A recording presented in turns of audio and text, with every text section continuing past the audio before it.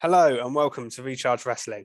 We're here to plug you into the world of professional wrestling. And today is a monumentous or stupendous occasion, let's call it actually, as it is the night one of Wrestlemania review. I'm here with Krusty.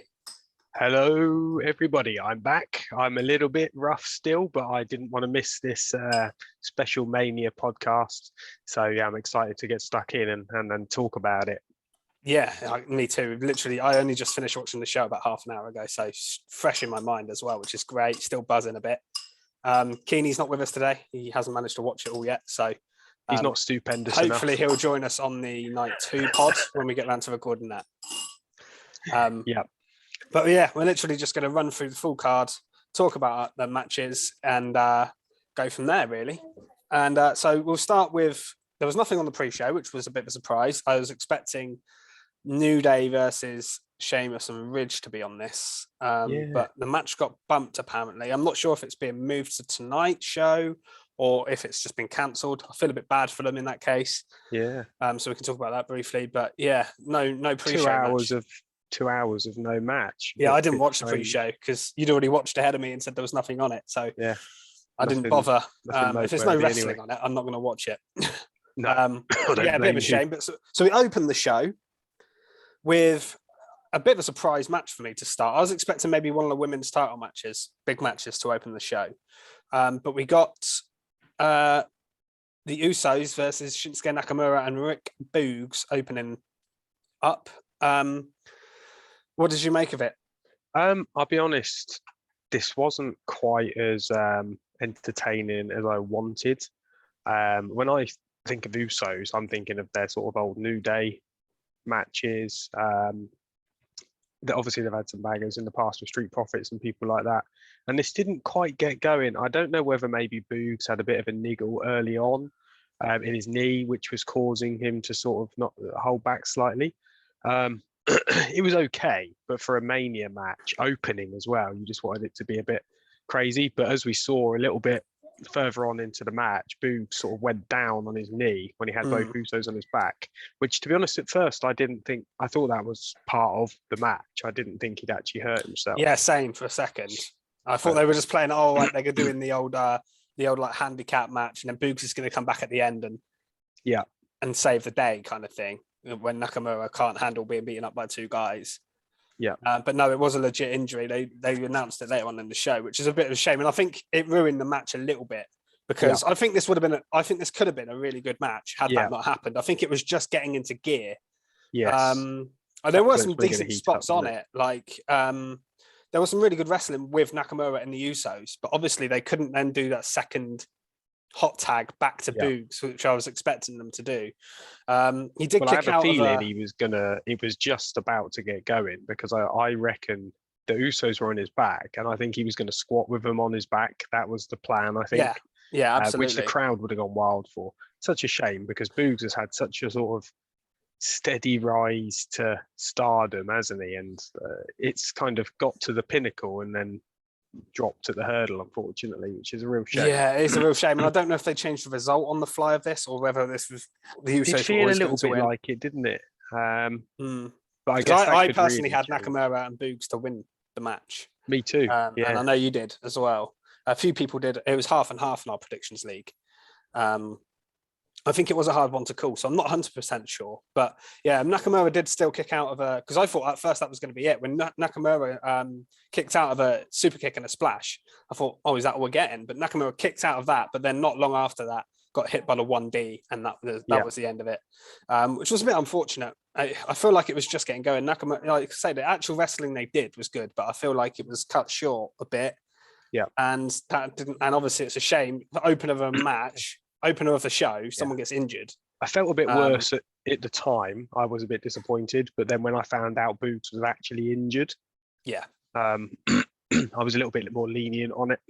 And I think the rest of the show after that was so good that, to be honest, if this is the worst point, if this is the worst point of the show, like, which it probably was for me, like, then I'm not that fussed. Like, it was horrendous and it opened.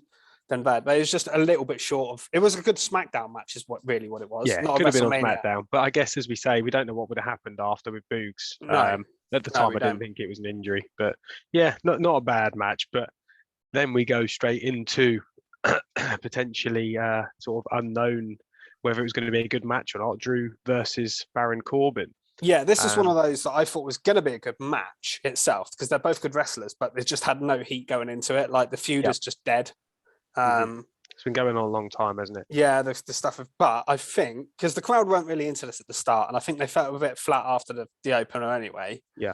But by the end of this, I felt like they were really into the match, which was good, and I think that was a good sign of the work that they did in this match. It was a slow burner. First sort of 5 minutes wasn't much to it. No, But then Corbin was just they doing his both heel got stuff, going, didn't they? slow. It was Yeah. slow, methodical.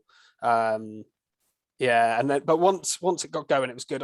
Madcap Moss was adding to it a little bit on ringside. Obviously, he distracted Corbin at one point, and that's when Drew started turning the match around because Corbin didn't want him on the ring apron.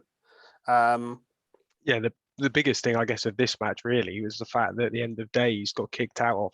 Yeah, Drew's that the was. first person. I was kind of expecting that to happen here because it hadn't been done before, and I thought I know Keely's not going to be happy because he really did not want it to ever be kicked out of, did he? No, but if someone's going to do it, I think Drew McIntyre at WrestleMania. Like if they just did it on a random SmackDown match, I'd be like, why? Yeah. But it makes a WrestleMania moment, and this match needed something because there was nothing special otherwise to it. No, apart from Drew at the end after he got the win. So Drew got the win by hitting the Claymore. Massive pop from the crowd. The 3-2-1. Yeah, that's always going to be over still. Drew swings his sword at the rope and snaps both top ropes. I did actually see in the replay that sword bent, so I don't actually think it's a unless it was the camera making the effect. I don't think it's a proper heavy sword. I don't think it's a proper heavy sword. It looks it. They've done some good effects with it, but I saw it flex. I don't think it is. Bit of a random spot, but it was cool. I was thought it was entertainment. A cool Made a to massive bang. And they've kind of been playing into the sword the whole way through the feud, so it made sense that they ended it with a spot with the sword involved. So I didn't mind that. But yeah, some good wrestling here. Like Corbin nearly hit the end of days earlier on, and Drew headbutted him and then went for a Claymore, missed it. And that's when he eventually did hit the end of days, got that 2 count. And from that point, sort of that sequence there was really, really good. And after that, I thought it was pretty good for what it was. Yeah, I enjoyed it. It was a good match. I want to see Corbin used more in ring. Because they talk about him being unbeaten, but how many matches has he actually had as Happy Corbin? He's had next to nothing, really. Like 3, probably. Yeah, it's really low. But Moss does a lot of wrestling, match. and Moss is fine, but I think they need to move on with what they're doing with Corbin, and they definitely need to move on from this feud. If they carry it on, I'll be amazed.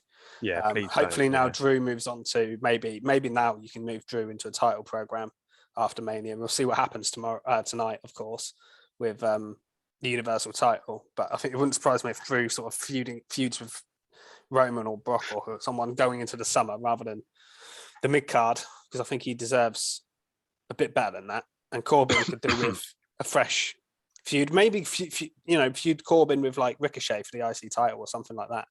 I wouldn't mind seeing that. Give Corbin maybe a title that'd be cool. At some point. He hasn't really had that, has he? No, not whenever he's had anything of any merit, he's always flopped with it. It's like when he won Money in the Bank and never actually got to cash it in and win. He did okay, I guess, with the Andre the Giant win compared to most people. Yeah, because that was when he came from NXT to the main roster. So that was a really good. That was a really good way to start his main roster push. But everything seems to fall a little bit short. He could do with a title, couldn't he?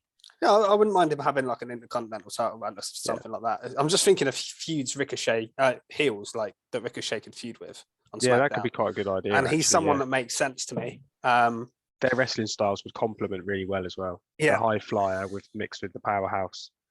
Yeah, so we'll see where it moves on to. But yeah, that was I got into that match, and then what really surprised me was the next one. Mysterio's versus Logan Paul and The Miz. This after the other two had happened, I was like, God, when are we going into the big matches? Are you saving them all for the end? That's what I was kind of thinking. That's what it felt like, didn't it? And I was like, oh, this hasn't been a great it's been an okay start, but not anything special. But then this match really shocked me. by just how good it was and how the crowd were into it as well. Straight away, Logan Paul's in being a heel, isn't he? I mean, he comes down with a really expensive Pokemon card in a chain around his neck. The guy's such an idiot. The rarest Pikachu or something. He does make me laugh. Yeah, he's fit this role so well. He has fit this role really well, hasn't he? Yeah, absolutely. And Mysterio's got a nice entrance, I thought, here as well. But I think Logan Paul, I had a feeling he would be good because I know him and his brother, they've done fighting, they've done boxing, they've done other things as well, haven't they? Yeah. They're athletes, aren't they? So I knew he would, and I knew he'd have trained his ass off for this. So I did think, he could be good. Like, even though people don't like him, I had a feeling he'd be decent, and I thought he really impressed in this match. He really showed me that he could wrestle. He'd obviously trained well, as you said. When he's sort of doing his heel bits and bobs, it was incredible. I mean, there was a noteworthy bit where he started with like a big slam, which although is simple to a non-wrestler, that can be quite a difficult move to protect your opponent. And he hit it perfectly. There was some cool top rope move he did as well. Not the frog splash, but yeah. And then when he really got going, didn't he? He started mimicking Eddie Guerrero and did the Three Amigos, did the frog splash. Were hating him. Yeah, the fact they hit the Three Amigos, which looked was really, on point, really good, didn't they? And then the frog splash, just nothing he did looked like he wasn't a wrestler. Like, if you didn't know who he was or didn't know wrestling, and you just turned this on as a casual fan and saw this tag team match, you wouldn't go, "This guy's not a wrestler." He fitted in. I thought it was really good. Dom and Ray were good in this match as well. Ray's hot tag was flying around the ring. Him and Miz had some really good chemistry. The crowd. I think they were good opponents. I think they were good opponents for Logan Paul to have, because he could kind of throw Ray around a little bit and he could fly and then that. And Dom, even though he's inexperienced, Dom, he did impress me a bit here. I thought he had a good match, some good dives to the outside, and he did a corkscrew one at one point. It was quite good. Yeah. But what surprised me more than anything, actually, was the result of the match, and not just the result of the match, but who got the pin and on who. Yeah, it was Miz pinning Ray, because I thought if they would have won, I would have gone for Logan Paul to get the pin. Yeah, and probably on Dominic as well, to protect Ray. But no, they had it happen here. So Ray, they did a 619 and splashed Logan Paul. Yeah. Miz broke up the pin by sort of throwing Dom onto and threw Dom onto Ray, and then Miz just hit the skull crushing finale on Ray and won. So yeah, that shocked me a little bit. And then afterwards, of course, I wasn't expecting that either. No. So Logan Paul sort of comes over to celebrate, and Miz then hits him with the skull crushing finale. I can see a couple of angles are going for here. Maybe Miz is thinking, well, I didn't actually need you. You were going to lose the match. I came in and did all the work. And also, I think this is going to then go to maybe Backlash. If they had a couple of matches out of Logan Paul, maybe it will continue to that. I could see them maybe going to SummerSlam, because I don't think Logan Paul's going to be like a weekly. Big enough. Yeah, I think I don't think he'll stick around on like weekly shows for a long time. I think maybe we'll have Miz go.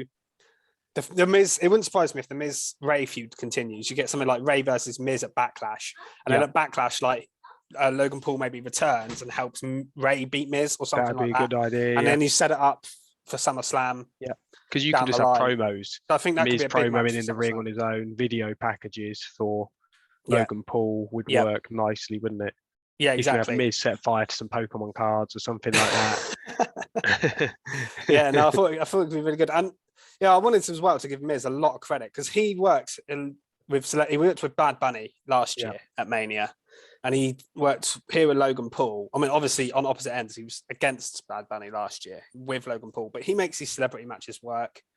And I just think, like, in recent years, I was thinking about it afterwards, Miz hasn't missed in terms of Mania matches. He's had this one here, which was great. He had the Bad Bunny match, obviously, with Damien Priest and John Morrison involved last year. He had Miz and Shane. That over-delivered. Yeah. Had the triple threat with Balor and Seth Rollins for the Intercontinental title a few years ago as well. Like, I think that's 4 of maybe the last 5 years. Miz has had really good WrestleMania matches, and I think that kind of he deserves a bit more acknowledgement for that because I don't feel like people talk about him at all. Like, he's always on the Mania card, and he always has a good match on it, I think. Yeah, no, he's good. He's just not quite at the absolute peak, is he? No, But I think in big does. matches though he does deliver. Yeah, I think definitely. he's not like your weekly bell to bell going to put on classic matches, but I think when you put him on a big stage, Yeah, I think he's fantastic. he's a safe pair of hands for definite. Definitely, and the stories he sells are just great majority of the time.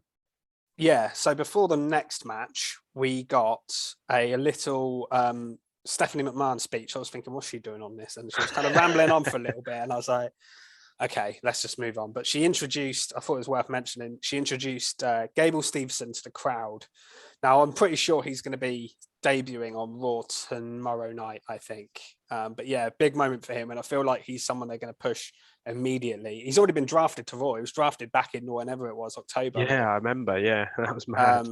So he's going to be on Raw. And I think he'll be on Raw maybe Monday night. Maybe he won't wrestle, but well, he's got that background, so he shouldn't need too much wrestling work. But obviously, I have no idea what he's like on a microphone. I've never heard him talk. I don't know, and plus, that style of wrestling is different to WWE. Yeah, wrestling. It gives you a great background. I mean, people like you look at people like Kurt Angle, Chad Gable, Bobby Lashley was part.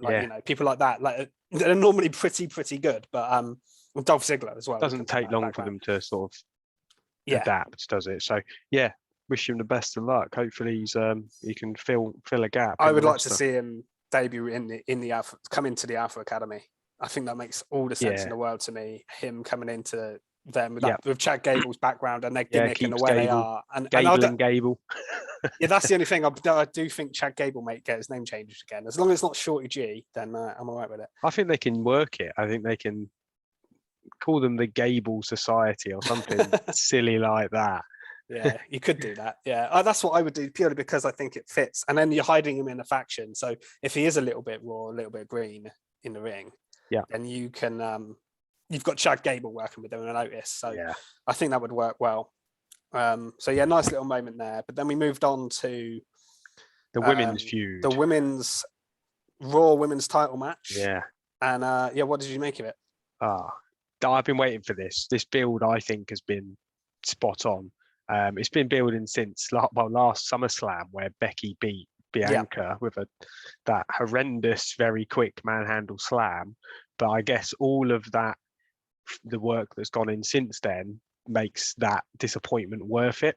Yes, exactly. We had a huge entrance from both. I love the entrances here. Becky had some cool, it was like the start of WWE. Like when they come in on the TV and they show all the different TV screens, walking through a picture. It was like a video game. It's crazy. Yeah, I loved it.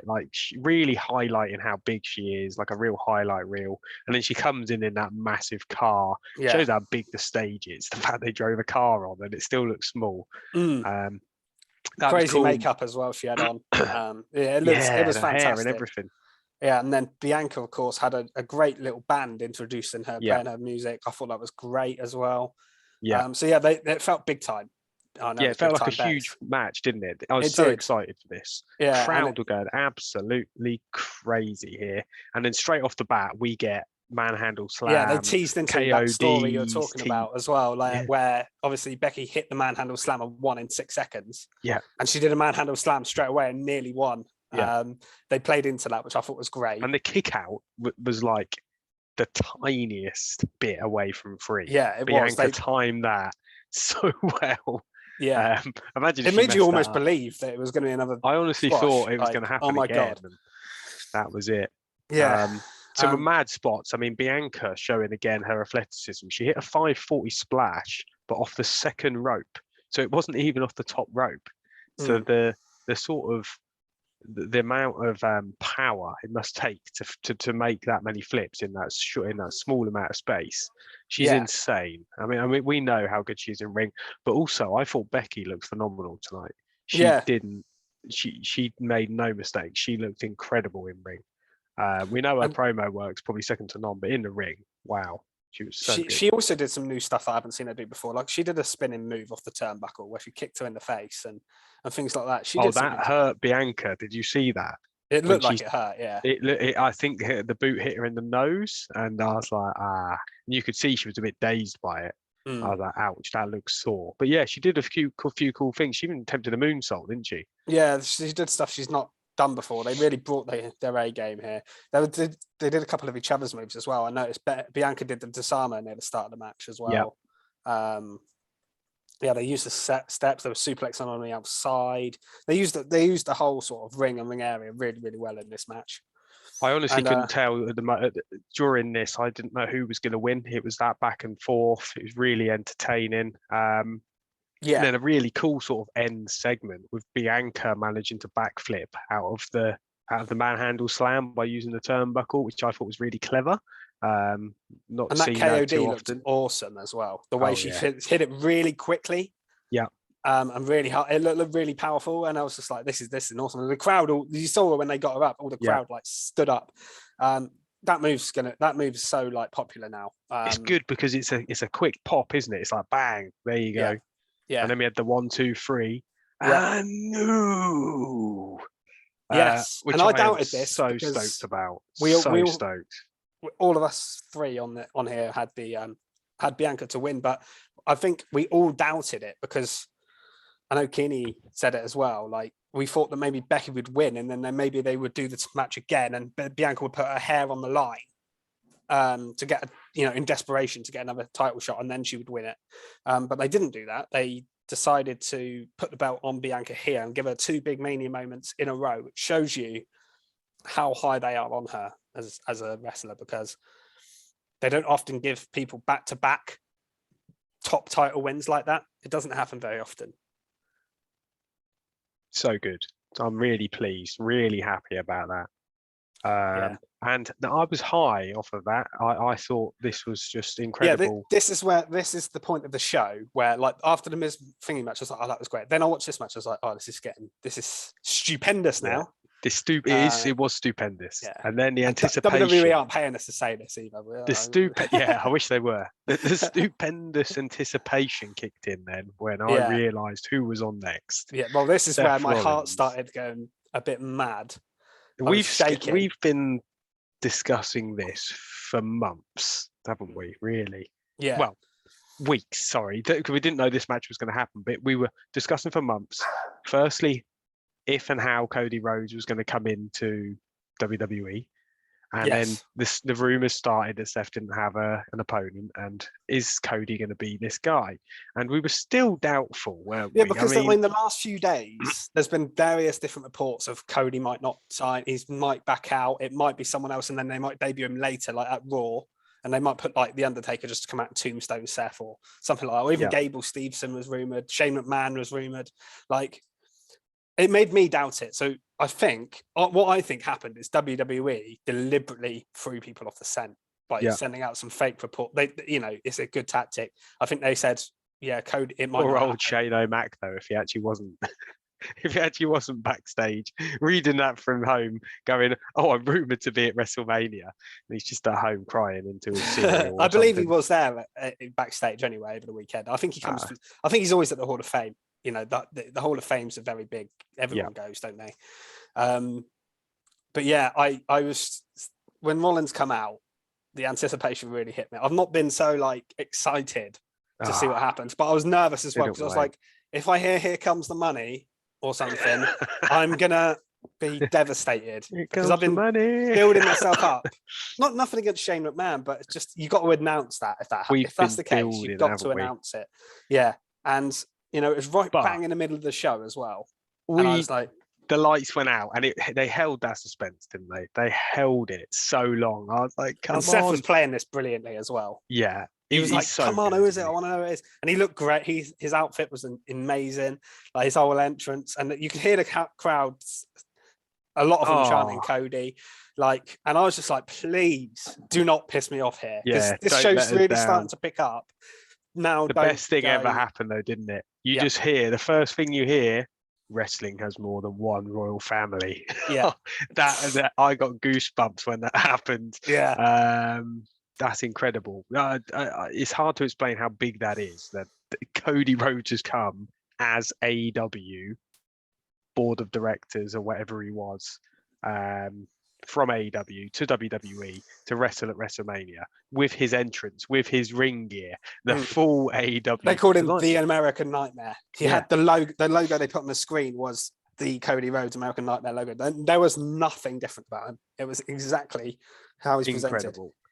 And yeah, it was great to see. It wasn't even a pop from me. I was just like speechless. I was like, I don't know what to do. This is incredible. And you could tell when Cody was coming out. I mean, he looked so like happy and proud of himself. But also Seth was like giddy. Like he was like, "This is amazing! What a moment!" Because even if you know you're going to lose the match, sometimes it's not about winning or losing. It's about creating a moment. And that's Seth a historic now has that moment, isn't it? Yes, you're not in a title match or anything like that, but you are creating history here. Yeah.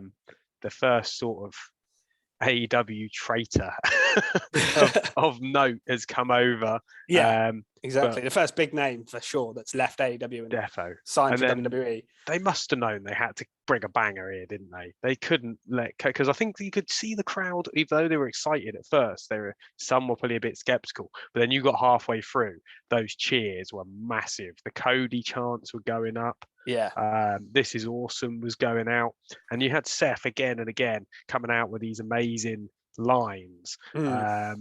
Welcome to the big leagues, bitch. That's it. Welcome to the big league, bitch. And then he fired out another one, didn't he? Yeah. A bit later on. My company, my industry. He's just fire. It was, and the match itself was really good as well. I'm glad they gave it time to breathe. I was thinking maybe like they might just come out, he'll hit a couple of crossroads and pin him. And I was like, I hope they don't do that. I hope we get a full thing is they match. Needed to show the the fans that don't watch both brands, because we obviously know and love Cody Rhodes in ring from AEW, but there's a lot of WWE fans who would have gone, I barely know who this guy is, or they'd have seen rumors. But that match would have then thought, oh yeah, he's the ticket. He's spot on. And the presentation of him, like you say, because it was the AEW presentation, was perfect as well here. And it just, the match really got going. It started slow, but it didn't mind, because I think sometimes these big matches where the crowd are just going, I don't think you want to go full pelt straight away. You've got to build to it. And I think they're just then looking around. He did the Stardust taunt. Did you notice that? He did the little flip and the woo thing. Like Stardust. Yes, I did. That was quite early on, wasn't it? Yeah. And he's doing that. And I was like, this is brilliant. There's some really technical stuff from both wrestlers. They really complement each other, don't they? They really did complement each other. I think Cody was legitimately hurt a little bit in this match as well. His ribs, I think he got a kick in the ribs early on, and he was a bit winded, not injured. I don't think they held back. I think they didn't. There's matches where I think some of the wrestlers say, right, I just want you to hit me with this so it sells. Like the buckle bomb to the outside. That was mad. And I always cringe when I see that, because that's where Finn tore his shoulder. I always think of Finn Balor when I see that movie. He landed in a big heap, didn't he? He was absolutely annihilated. Imagine if that had happened again, like the first, that was Balor's first match and on the main roster. I think Balor, he tried to really break his fall, didn't he, with his arms backwards. I think now the opponents just sort of let Seth launch him onto the barricade and trust him. And he got so much like good counters in here. I love the bit where they were countered from the pedigree. They were both hitting the pedigree. Oh yeah. And the crowd were going nuts for it. And then he hit a power bomb out of the pedigree, which I know we've seen him do it before in AEW, but it was just so cool and smooth. Cody did. He sort of went to almost like saying, "No, I'm not giving it to you yet."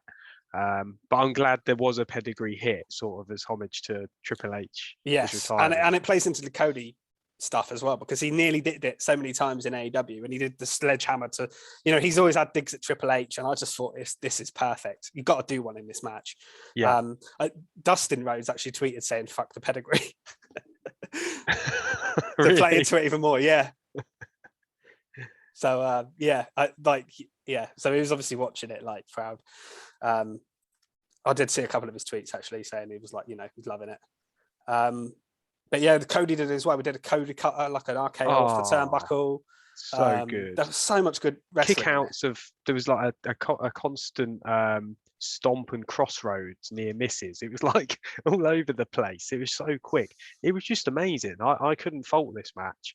I think it's a bold one, but I think this is my match of the night. I agree with you. Yeah, I agree with you. I Even think, without the builds to it. I think the build story made and it the massive. hype of it made it better. Like, Yeah, it was probably as good as Bianca and Becky in Yeah. terms of in-ring quality, definitely. but the shock factor and the presentation and just like the wow bit of it means that it put it over the edge, really. But yeah, I loved the finish as well. Cody hit 2 crossroads, Yeah. then guts up, does his dad's move, the punches in the bionic elbow, That was really cool. and then hits a 3rd crossroads. Seth had already kicked out of one earlier, so he hit 4 in this match in total. Seth took them beautifully as well. Yeah, and then left him. Yeah, and then pinned him. And then Seth kind of looked shell-shocked at the end. And, I'm really looking forward to Raw on Monday to hear what Cody has to say, to explain himself coming back, talk about the feud. And I'm really excited as well to see what Seth says about this, because he wasn't expecting Cody. His storyline is going to be, he's not expecting Cody Rhodes. Yeah. And I just think it was almost perfect. It was brilliant.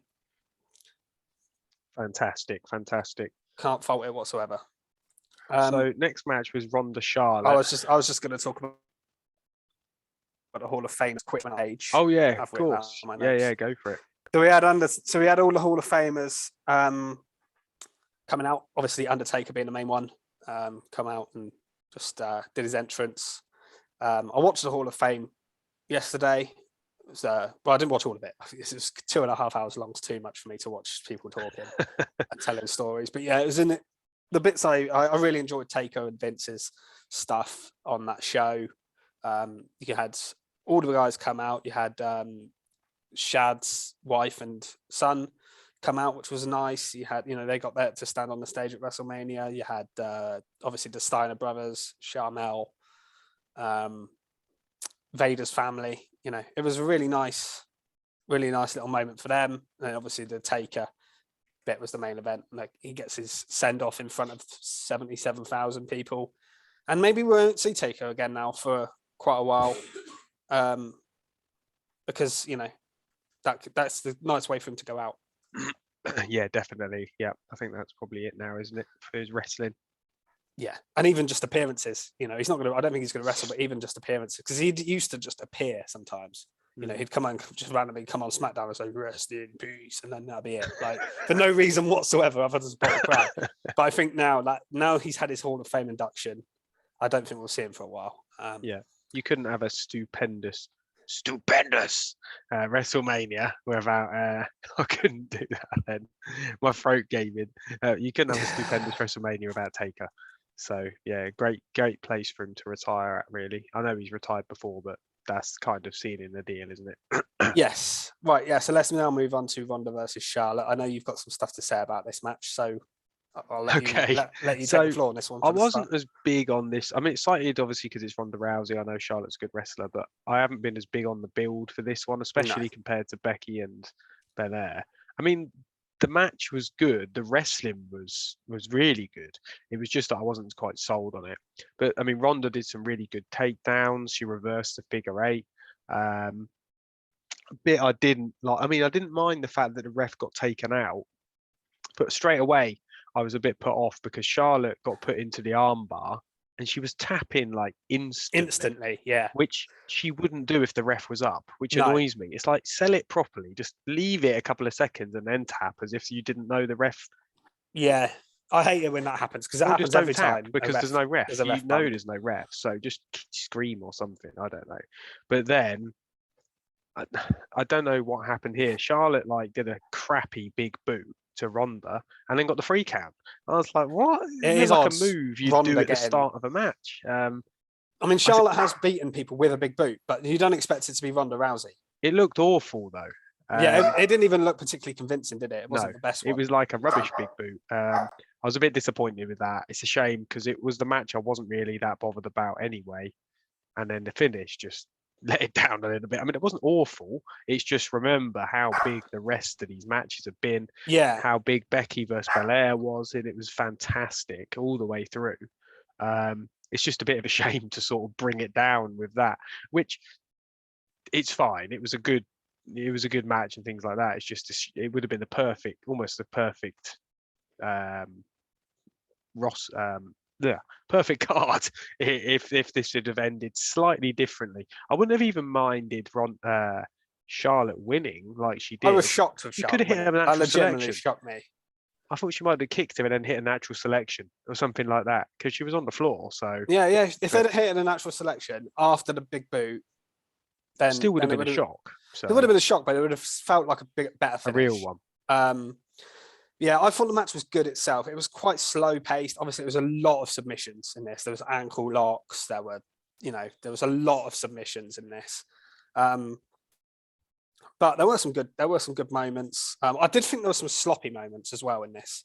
There was the moonsault that Charlotte went to hit, and I don't think Ronda was positioned properly, so she kind of just didn't do it. And they said oh, she didn't get any of that because she kind of just didn't do the move. And there's a couple, but it felt in a way that helped the match because it felt like a real fight at times. Because they were just kind of moving into move to move like quite weirdly. Like there was some slams and stuff that you don't see normally in a match because they didn't look as clean and as smooth, but they felt like a real fight, if you know what I mean. Yeah, there was some bits that I liked actually. Like there was a huge spear on Ronda. And I love the spear on the ref. Yeah, that was good. Yeah, poor old ref. I think Ronda's a really good opponent in the fact that she probably lets you really hit her because she's used to taking a bit of a bump compared to some of the other roster because of her UFC background. But that spear was savage. I loved it. It was. I don't think she even sold it. It was just that big a spear that it completely annihilated her. But yeah, that's a real compliment. I think that Ronda just can take these hits, so it looks great. Yeah, there were some really good spots on it. Like I said, there was a couple of Piper's Pits. There was a natural selection in the match which Ronda kicked out of. Could have used that at the end, or I would have think would have been a bit more of an appropriate time to use it. But yeah, the match itself was good. I just think after the Seth Cody match as well, it was positioned where it was almost like a cool-off match. Maybe between on purpose. The two main Maybe they between knew Seth that. and then Austin. Whereas I thought going into it might even be the main event. And it ended up not being. I think if you'd have put this on maybe like first or something like that instead, and then swapped that with like where the Usos match was, maybe it would have gone down a bit better with the crowd. Yeah, I don't know. Like it was fine. That's all I really got to say about it. Yeah, I liked I like the ref taking the spear, but yeah, not one of the best matches of the night. I like the way that your favourite bit was someone not in the match taking a move. The referee getting speared was the best bit of the match. Yeah, that's a shame. Anyway, let's move on to something very, very positive, shall we? Yes. So I was a bit puzzled here because there was still like over half an hour of the show left. And I thought, okay, so I thought we were going to get the New Day match here, which obviously just didn't happen. And then we would get KO and Austin at the end. And they were like, no, the KO show's up next. And I was like, hang on, there's like 40 minutes to go. Like, how can the KO show be on now? Can't be that long a segment. And then when that was the giveaway that we're getting more than just the chat show here. Because when you don't watch live, you can see how long of the show's left, can't you? That's the thing. So KO comes out, he's getting booed a lot. He cuts quite a long promo at the start on his own, just running down, just Texas. riling the crowd up, wasn't it? Yeah, just winding them up, just getting them ready. And then makes it, at the start, he's just talking about Texas in general. Then he makes it personal to Stone Cold. And then when he starts making it personal to Stone Cold, that's when the glass shatters and he comes down. And the crowd just went absolutely mental. Yeah, absolutely chaos. He took his time on the ramp. And then he went to the back. And I wondered what he was doing because KO was like laughing, like, what's this guy doing? And I thought he was just going to come down in his ring gear. That's what I thought he was going to do. I thought he was going to take his top off, come out with his top off.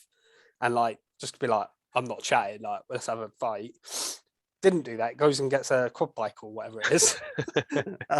Drives down, goes around, the crowd again. That's as you'd expect. Yeah, selling himself to the crowd. That's what the crowd wanted, didn't they? I mean, you've been waiting for Stone Cold for this long. You want him to sell this sort of stuff. Then Yeah, and then he came in and he started throwing the set around the signs, and then Owens was like, "This is my show," you know. I thought he was going to hit Owens on the head with one of the signs for a while. Yeah, it looked like he was going to, didn't it? And then he just chucked it out of the ring.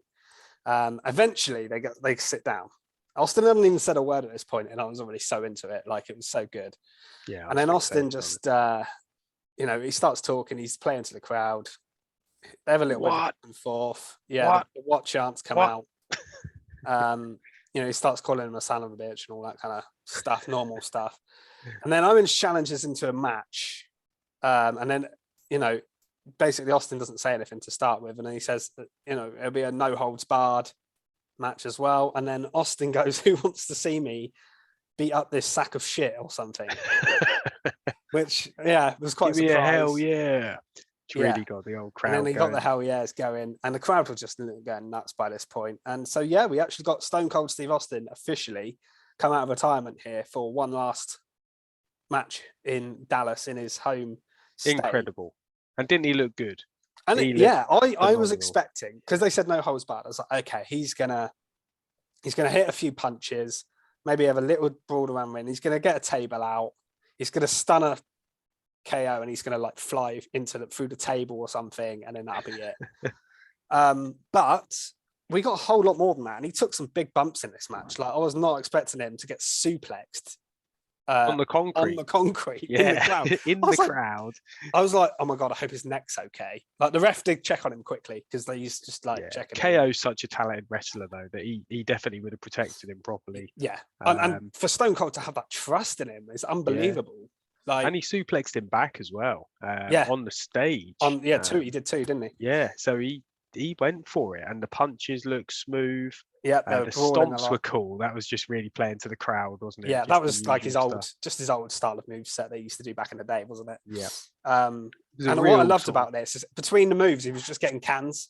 There's people just chucking him cans, constant cans, drinking on the job, spitting it in his face. How cool is this? Like, it's just amazing. Yeah, the spot I loved is actually the transition to the main stage where KO was trying to get on the ATV, the quad, and run away, and then Owens.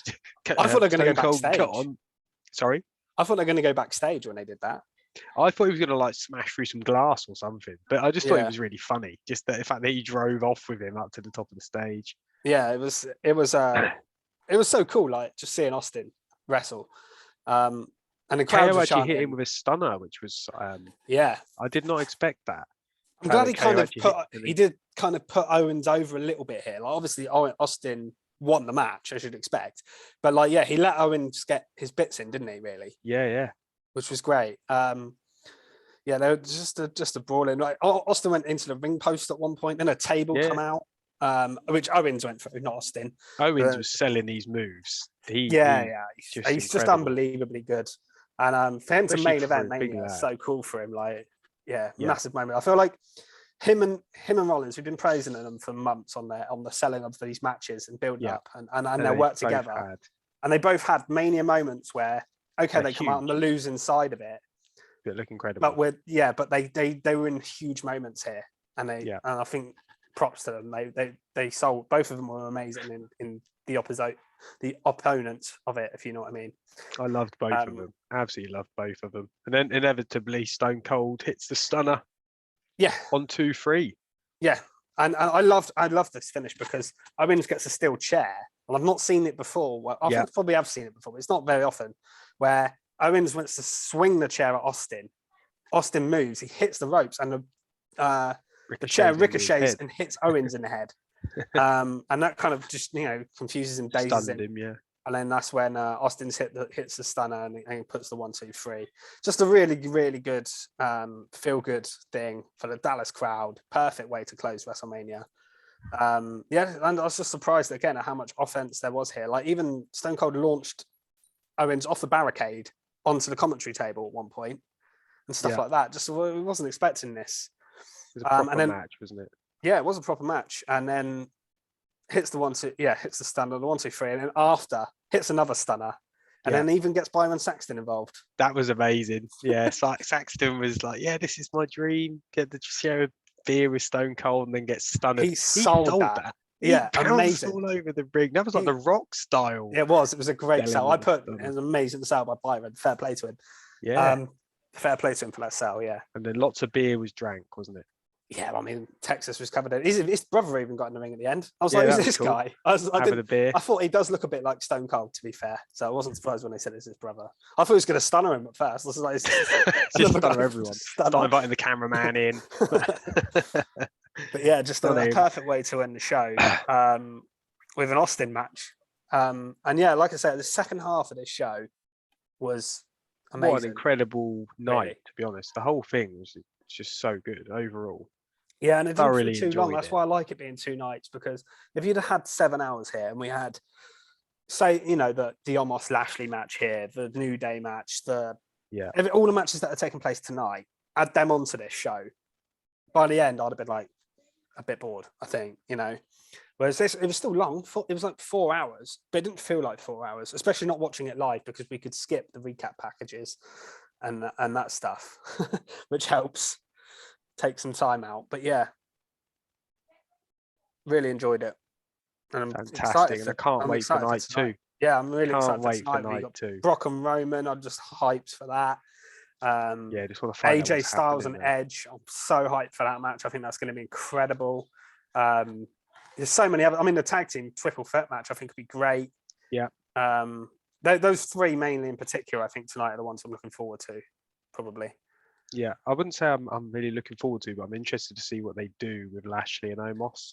Yeah, I'm actually looking forward to Pat and Austin Theory. Actually, I'm looking forward to that, because I think that's going to be really good. I keep forgetting about these matches because there's so many. I forget who's doing what, but yeah, that's going to be great. Yeah, I think I've got a feeling that's going to be really, really good. But yeah, so just overall thoughts on the show. Yeah, one of the best nights since we've gone to 2 night WrestleMania. I remember night 1 last year. Everyone said it was good. I think this one was better than night 1 last year. Yeah, night 1 last year had the great Sasha Banks Bianca Belair match, had a couple of other good matches, but this had everything was pretty good, I think, other than maybe the opener was a little bit flat, but yeah, really, really good overall. No, I thoroughly enjoyed it. I mean, it had everything, didn't it? You had suspense, had surprises, I suppose, with Cody. Was just huge. Stone Cold actually wrestling, although we all thought we actually got it, and it oversold. Yeah, but those things we thought were coming, but when they actually happened, was still surprising, which is I think that's great. It's great, isn't it? Yeah, that's exactly what we want from wrestling, and yeah, I absolutely loved it, and I can't wait for night 2. Yeah, same here. So I think we've covered everything really there. Yeah. In a decent amount of time. Obviously, we'll be back to cover night 2. Keep an eye out on our YouTube and usual podcast areas for those. Yes, exactly. So we will be back to talk about the biggest WrestleMania match of all time, Roman Reigns v Brock Lesnar. I don't like the taglines, but yeah, I mean, let's hope it delivers. But yeah, so keep an eye on that. Follow us on Twitter at Recharge Wrestle. Give us a like and subscribe, please, on the YouTube channel if you're watching, or if not, check us out, please. Search Recharge Wrestling. Really appreciate you listening. Yeah, and we're really excited. I hope you've enjoyed Mania and everything that's gone on around it. Yeah, we haven't met just about NXT Stand and Deliver. We haven't done a pod for that because it's just hard to fit too much going on. There's too much going on. We will probably mention it at some point, either on our weekly pod or on the night 2 pod for Mania when we've all had a chance. I mean, I've watched it, but not everyone's had a chance to watch it fully because there's so much going on. So once we've done that, we will mention NXT Stand and Deliver as well and talk about that. But yeah, excited to talk about night 2, and we'll see you tomorrow. Brilliant. Thanks, guys. Bye. Bye-bye.